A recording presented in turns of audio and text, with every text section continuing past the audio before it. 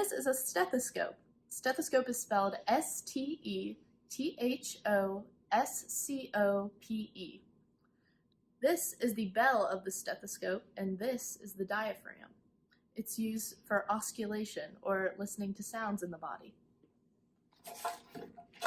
This is a sphygmomanometer, spelled S-P-H-Y-G-M-O-M-A-N-O-M-E-T-E-R.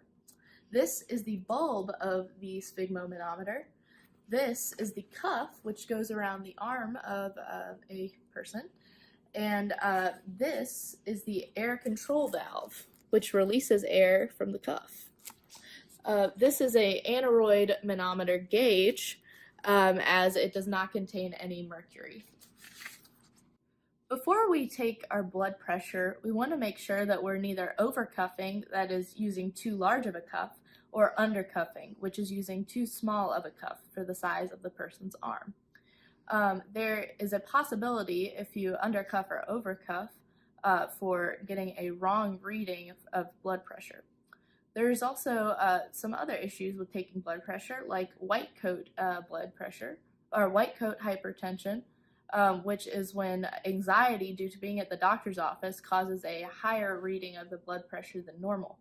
There's also masked hypertension, which is when the blood pressure reading at a doctor's office is good, but the person in question actually has a high blood pressure when they're at home or away from the doctor's office.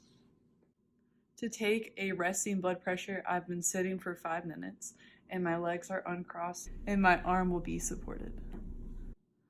In order to take my blood pressure, Mary is going to match up the artery mark to my brachial artery on my arm.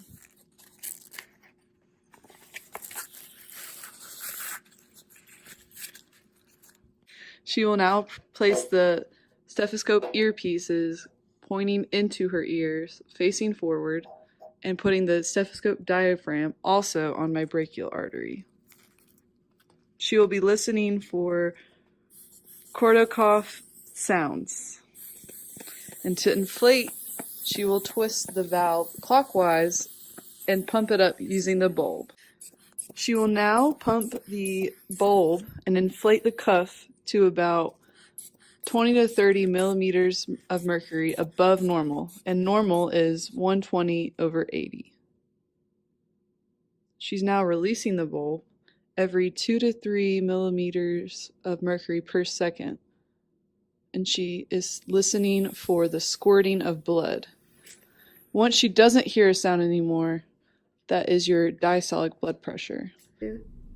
Blood pressure is used to indicate hyper or hypotension, which can indicate certain health issues. Mary took my blood pressure and she got 122/81, and that is a normal blood pressure compared to the 120/80 normal.